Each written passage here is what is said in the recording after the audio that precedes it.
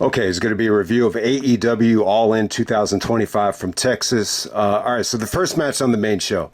I had the pre-show on. I just put it on so I could check to see that the Amazon Prime feed was working. Everything worked fine this time. I thought the quality was great. But the pre-show stuff, it just kind of felt like background noise. It felt like, the crowd was still kind of warming up to the show. I can't say that anything really over-delivered, but, I really wasn't paying attention, that hard to it. I know some people were really looking forward to the FTR match. It didn't seem like, it was on the same level as the match that they had on Collision. But we're going to get right down to the opening show. We got the Opps, we got Shibata, Powerhouse Hobbs, Samoa Joe, taking on the Death Riders of Claudio, Wheeler, and then you had Gabe Kidd out there for the AEW Trios Championships. I thought this was pretty damn good. The crowd wasn't like overly hot at the beginning of the show. You saw some great stuff from Shibata and Gabe Kidd. They almost gave you like a chop fest, Joe versus Kabashi style. The highlight here was from Powerhouse or Hobbs. He actually countered like a doomsday device into a scoop slam in midair. I mean, it was pretty damn cool. Pretty impressive stuff. Joe just, bodied up Wheeler Yuta. The ending with the Muscle Buster, came off pretty good here. But, Claudio, at the end of the match, Claudio's able to, stomp a chair on Joe's neck. So Joe gets taken out on the stretcher, kind of like a depressing way to start the show. It kind of made me think, maybe Joe would come back in the main event and you would see him again, but you didn't get to see Joe for the rest of the night. But I think they wanted to create like that type of feel where, the Death Riders, had a chance of coming out on the show on top. All right, we have the whole men's casino gauntlet match here. We got the whole roster here. So MJF ends up winning this thing. Man, this goes almost 40 minutes, 35 minutes to be exact. All right. So it starts with MJF and Mark Briscoe. I think it would have been really cool to see MJF and Mark, have a singles match here. I just think the stuff that they did on the mic was so good. Look, people had signs in the crowds, referencing, the pickle and everything. So the feud was hot. It definitely deserves a singles match down the road, maybe for the title. Who knows? I thought this was a mixed bag, though. I think, it's too many guys in this match. There were certain talents that I wouldn't have had in this match. I would have just narrowed this down. So the bottom line is, I didn't think it was as good as, the one from last summer, All In 2024 from London. That had a lot of good surprises, from Nigel to Ricochet to Okada, lots of good talent. There was really no weak links there. Remember, that's the one that Christian won, obviously.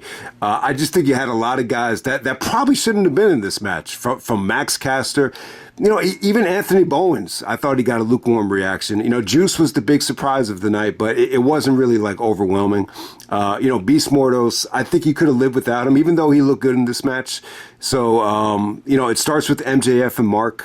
I thought they struggled, to kind of, continue, the hatred and the heat that they had. I mean, they went into the crazy territory with Jay Briscoe, almost like Eddie Guerrero territory. But hey, I think what's cool about that is, Mark is the one that brought it up. So if you want to bash that angle, Mark is the one that brought it up first. He said, I know you're going to say something bad about my brother. And then MJF did.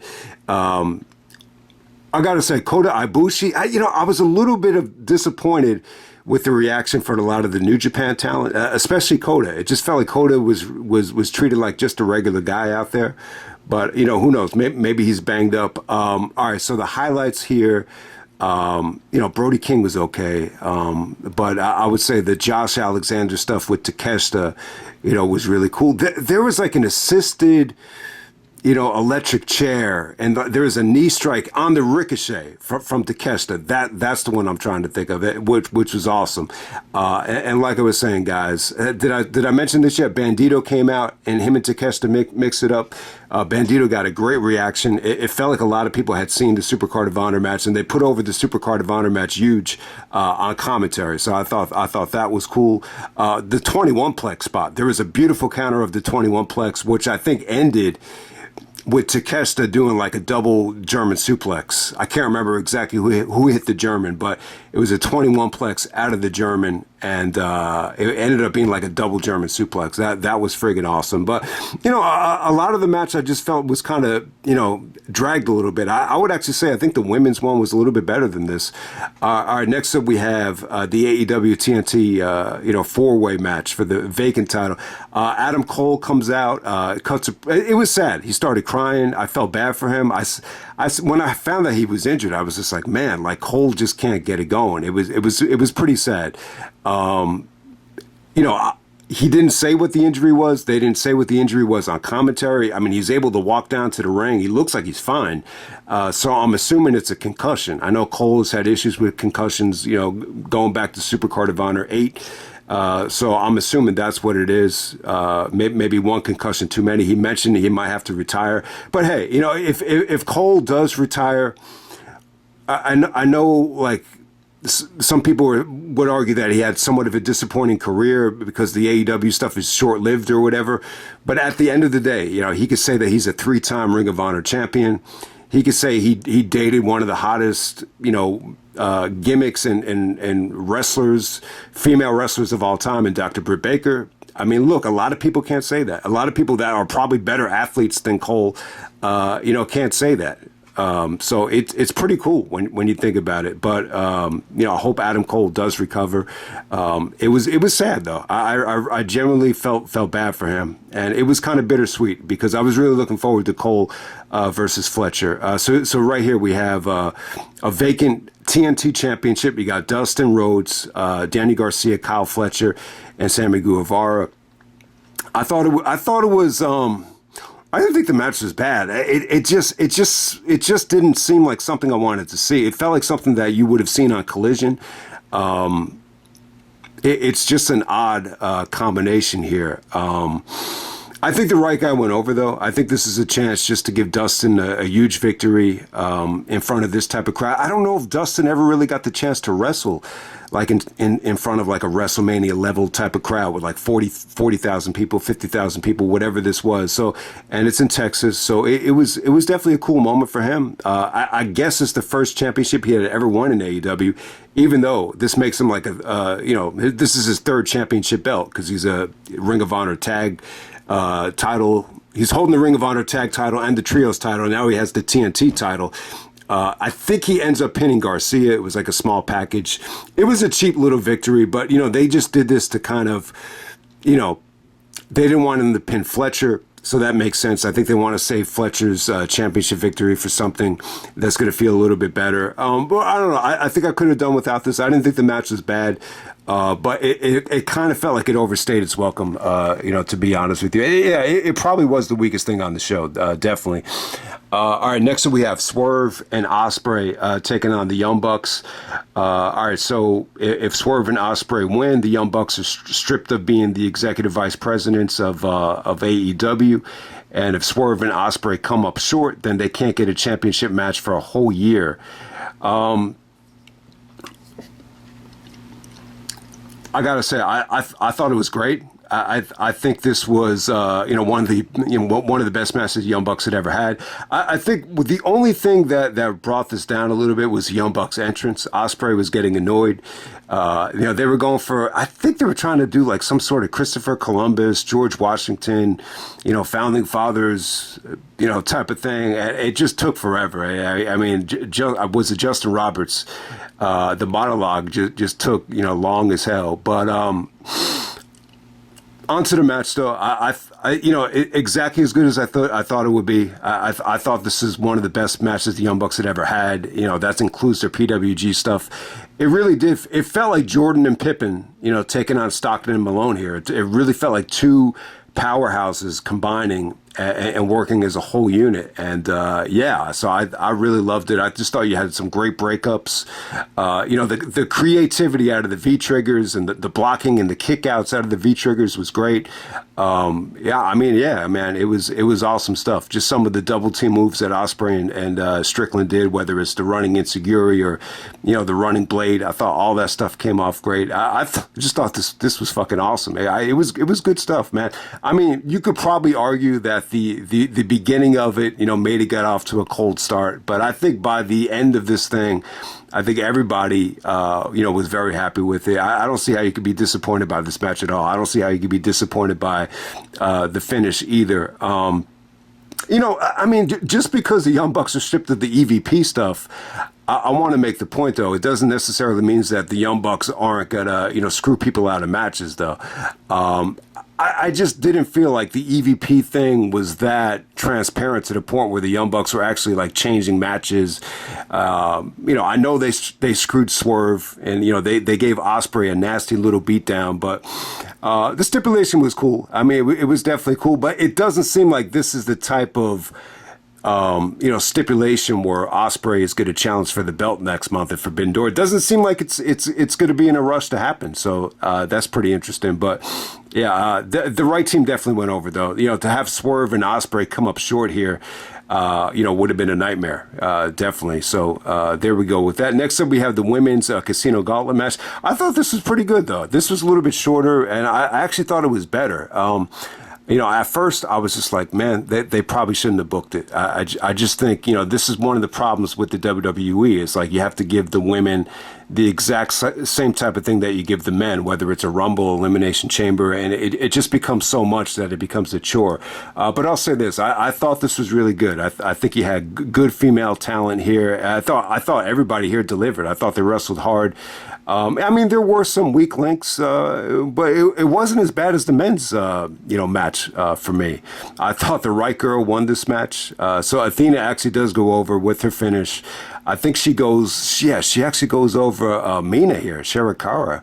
The finish is awesome, and it just came off great. Athena's been Ring of Honor World Champion. I don't even know how many years now. We're pushing 3 years. So, and to me, like she's just as good as Toni Storm and Mercedes. So, why not? I mean, she was the best option. I mean, I don't think this is going to be a unification match if she ever does cash in this, this contract. I think what they'll do is I think they'll just have a tournament, to crown a new women's Ring of Honor champion, if anybody cares about that. But but it'll be pretty cool. It'll be almost like the Ultimate Warrior, when she wins the belt, to have the ROH title and the women's title too.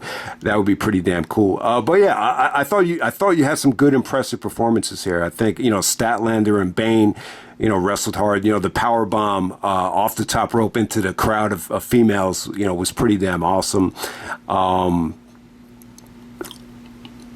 So who really stood out? The Alex Windsor girl, was good. And Suri, probably pronouncing the name wrong. A lot of the female talents this weekend, I'm not that familiar with a lot of the Mexican talents and even some of the Japanese talents. But man, she was awesome. This girl, Suri, is a Yuri. Is the S silent? I should have been paying attention, but. She came out with Alex Windsor. I thought that was one of the highlights of the whole match. And then Tekla had some really good moments as well. Very, very much Bray Wyatt-esque with a lot of the stuff that she did. All right, next up we had the Hurt Syndicate, taking on Jetspeed, and then the Patriarchy. All right, awesome match right here. I thought this was good stuff. You had a great aftermath as well. The most motivated I think I've seen Shelton Benjamin, since the Gold Rush tournament. I got to say, I thought Lashley was awesome here. The way he pie-faced FTR was great. Once this thing got going, Mike Bailey took a pounding out there. And Kevin Knight was awesome, man. He busted out some great things. Really maybe the first time you seen Shelton and Christian in the same match since Money in the Bank. So just thought about that. I thought Nick Wayne had a good performance as well. But Lashley and Shelton came to play. This is the best match I think they've had in AEW so far. It felt competitive. It was fun. It got time. It was just really good. Really good stuff. I thought Wayne, definitely had some good moments as well. But ends with Lashley actually spearing Christian. So this sets up the big Christian, babyface turn. Nick Wayne actually turns on Christian. The whole Patriarchy, including Mother Wayne and Sabian and, all these other guys, they turn on Christian. Christian is, he gets unprettier, I believe, by Nick Wayne in the aftermath here. So it was pretty crazy. And then, Edge comes to the rescue. Adam Copeland. The problem is Copeland keeps on taking so much time off that you almost forget what you used to call him. So I'm just going to call him Edge. So Edge comes out and, he helps Christian. He spears the shit out of everybody. It was awesome, man. This is the right time for Edge to return. First time you've seen him since Dynasty. So he gets on the mic. And it sounds like he's about to say, go fuck yourself, just like just like Christian did to him, almost 2 years ago, miraculously. But instead of go fuck yourself, he says go find yourself. So I thought it was cool. I mean, I think if Edge and Christian had united here, I think it would have felt a little bit forced. You got to remember, I think the feud was so personal, and Christian was such a prick last year that I think it's got to be more of like a slow build. We're a ways away from Toronto. I think All Out's going to be in Toronto. Edge and Christian versus the FTR. That could definitely, main event that show. So, FTR was actually on commentary. I forgot they were actually out there as well. So, and then we have Toni Storm taking on Mercedes for the AEW Women's Championship. Great stuff. Good match. I was a little bit worried about the crowd, before this thing started. Ended up being, one of the most entertaining matches of the year. I would say this is every bit as good as Toni and Mariah's matches. I thought it was good. So what really is gonna steal the show here is a lot of the mind games from Toni Storm, and it's kind of ironic that Dustin won a title on this show. Because when you think about it, if I were to compare Toni's performance to anybody, it'd probably be Goldust, like in terms of the mind games. She was playing with Mercedes, so she's clearly like attracted to Mercedes. There was like a lot of like lesbian things going on here, and even Mercedes dissed it back too with like a kiss. But yeah, there was a lot of like tongue action. At the beginning of the match, she started like, I don't know, she laid down and she was like, pulling back her legs and then doing the tongue flicking thing. So a little bit of mind games in the beginning, but it wasn't like anything too over the top. Like eventually this got like really raunchy and really over the top, especially the ending with the kissing. But it really worked for the finish. I think it worked. I think it protected Mercedes too. I think it was some out of the box, performance from Toni Storm. And you got to look at it like this too. It's like, I think a lot of this stuff would get a lot of criticism if Toni did this each and every match. But no, she never did anything like this with Mariah. I mean, not to this level. I mean, there might have been something with another girl, but not to this level. And it makes sense that it's with Mercedes. I mean, Mercedes is really hot. I mean, she really is. She looked hotter than ever tonight. So I think all the crazy stuff made sense. But yeah, I mean, from a wrestling standpoint, though, it was good stuff. I mean, it was really good stuff, especially that move that Toni Storm busted out. It was they compared it to Minoru Suzuki's cutter. What they said with Suzuki, it's more of a slice into like a neck submission. This was more of just like a straight up cutter. So I thought that was pretty cool. Great kickouts, just great stuff from both girls. I thought it was an awesome match, and I mean, this might end up being the female wrestling match of the year. But then at the same time, you could argue this as being like the female like lesbian match of the year too, because it was so crazy. I mean, it was and it's funny too. Like I don't think they really knew how to react, to some of this stuff, because you got to keep in mind, you got even though it's pay-per-view, you still have a lot of executives watching, sponsors watching, whether it's Max or TNT or whatever you want to call it. So you don't want to like oversell, something that, you wasn't really sure, you should really do. But yeah, Toni Storm really pushed the envelope here.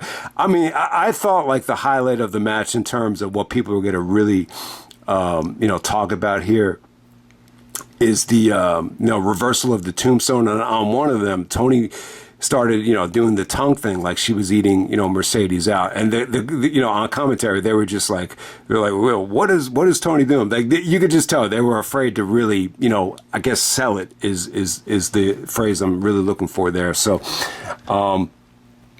but yeah, awesome match. I thought it was unpredictable as well. But, and Mercedes' entrance was pretty cool, man.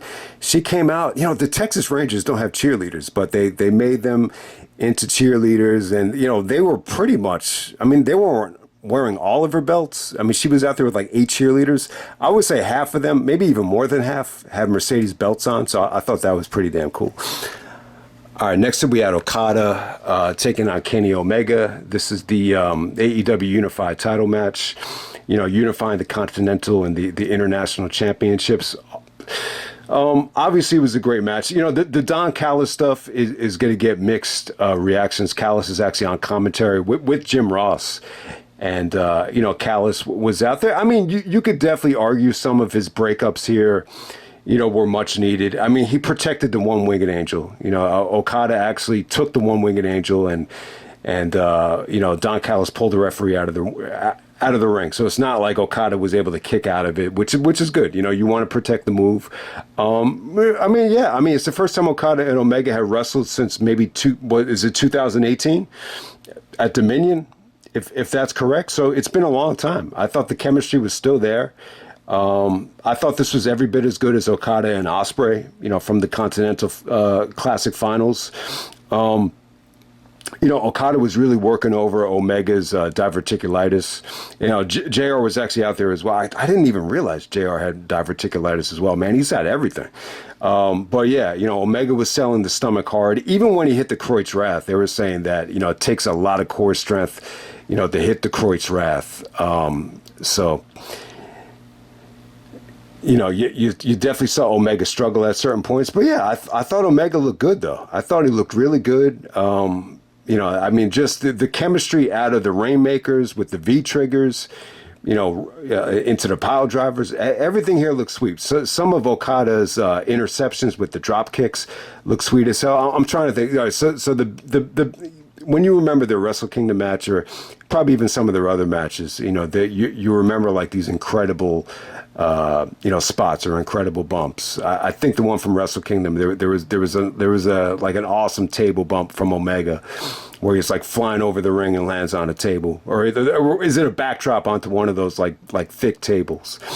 So in this match, Omega, I think he does like a dragon suplex off the top rope, and Okada kind of lands on his side. It was pretty good. It was pretty awesome.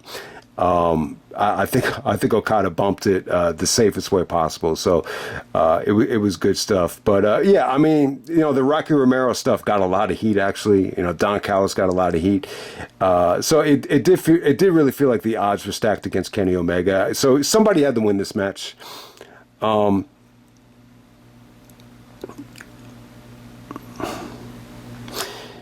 Somebody had to win it.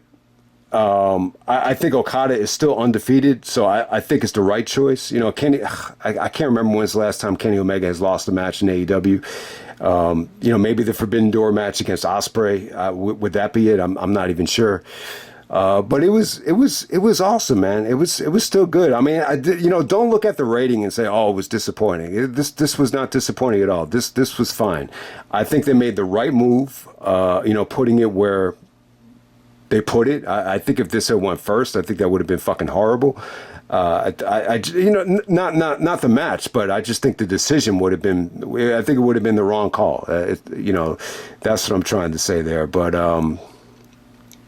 yeah, Omega just had too many guys interfering. He had to kick out of too many Rainmakers, and on the third or fourth Rainmaker, you had to say to yourself, "That's got to be it." Can't kick out of another Rainmaker. You're gonna destroy the move. But it's an incredible match. I was very happy with it. It over delivered. I would even put it above the Toni Storm match with Mercedes. I thought it was that good. And next up, we have the Texas Death Match. We got John Moxley taking on Hangman Adam Page. All right, so Page ends up winning the Texas Death Match. It was friggin' awesome, man. I think it was the right call. I'm just glad that it's finally over. I mean, look, I thought, the idea of Ospreay and Moxley, would have been cool. Whether it's this spot or at Forbidden Door. If that was something I was always looking forward to. Obviously, it's not going to happen now, at least for the championship. But yeah, everything here was awesome. This did not feel like they were trying to, replicate, the Cody victory at WrestleMania 40. It didn't feel like that at all. It felt totally different. You got to see, surprises from everybody, from Ospreay to Swerve to, the Danielson stuff was fucking awesome. The Darby stuff was probably the highlight for me.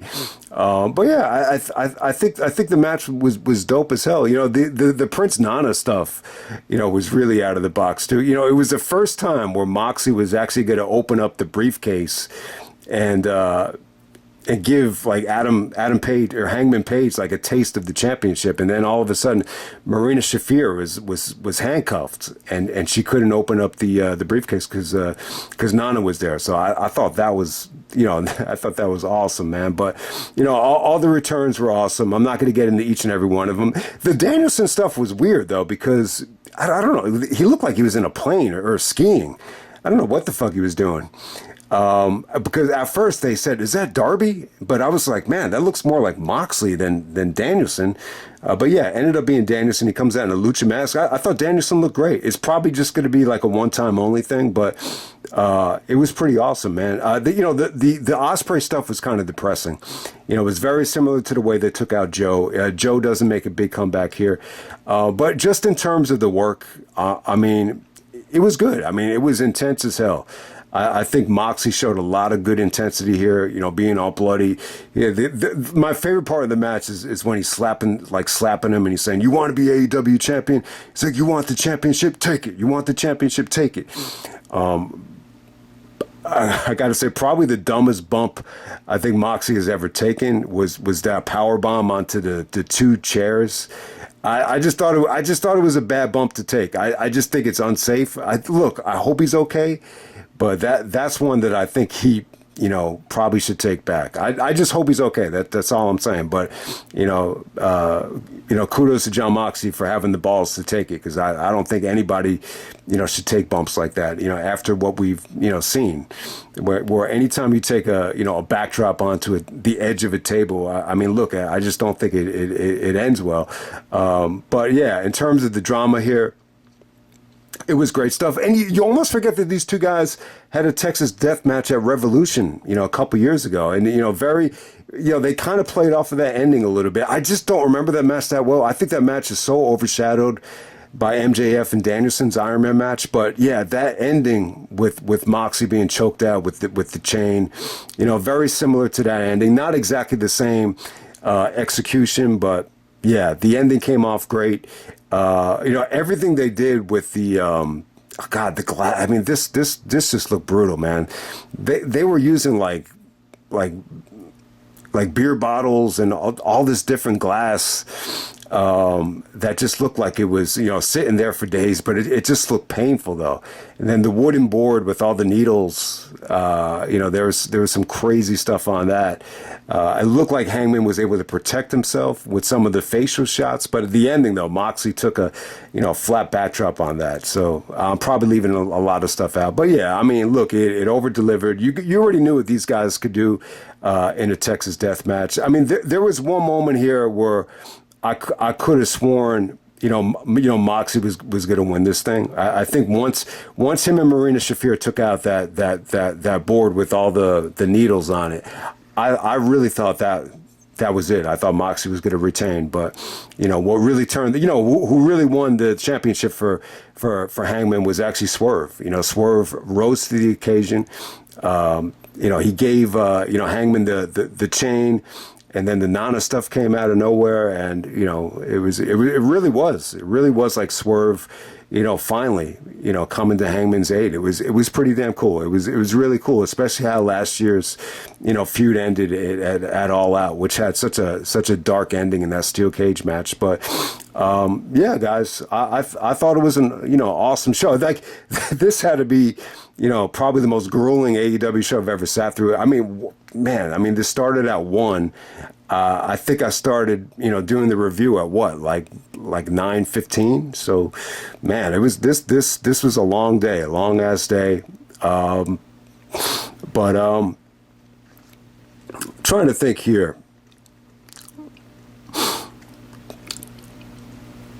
I think, the first 3 matches were just okay. I don't think the pay-per-view got off to a great start, actually. But, the Young Bucks match delivered.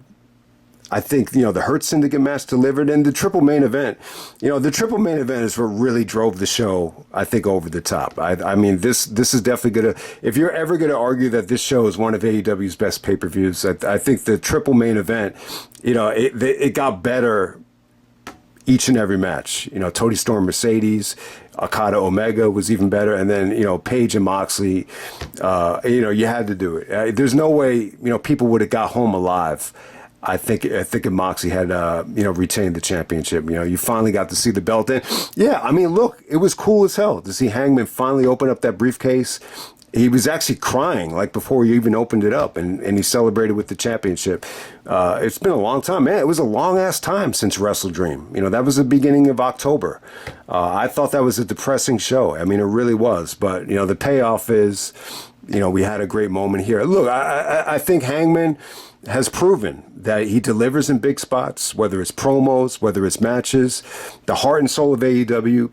You can't argue with that. I mean, I've never been the biggest Hangman guy, but I'm not going to lie to you. Like the guy is friggin' awesome, and he's gotten a lot better, over the years. And when you look back at the CM Punk situation, it was probably the wrong call, to rush the title off of him and put it on Punk. I mean, Hangman did take a little bit of criticism that run. Yeah, a lot of people compared it to Jericho as Undisputed Champion, where other guys that had just come to the company were taking priority over him. But why is he the champion? But when you look back on it, maybe Punk, he just clearly just wasn't a good fit for AEW. No matter how you slice it, and that whole situation, whether it's leading up to Double or Nothing, or at Double or Nothing, and then when you look at the press conference, and then you look at the next Dynamite, everything just fell apart. Everything just unfolded day by day at that time. Everything was just weird. That Double or Nothing match, it wasn't bad, but it was, there was something off about it. And maybe the proof is in the pudding. Maybe Hangman shouldn't have lost the belt in that spot. But he's got it back now, and the rest is history. You could just enjoy the ride. So definitely awesome show. I think if you went to the show or you ordered it, you got your money's worth by far. Even if the first 3 matches weren't great, no, they were still pretty good. And the Dustin match is clearly the weakest match of the night, but the moment was still fun though. It was still a good moment. And, the Cole stuff is kind of depressing, but, the silver lining is, Dustin Rhodes, the brother of the guy that really helped, start this company, gets rewarded. And there's a lot to like about that. So let me end it right there. That's AEW All In Texas, and I'm out. All right.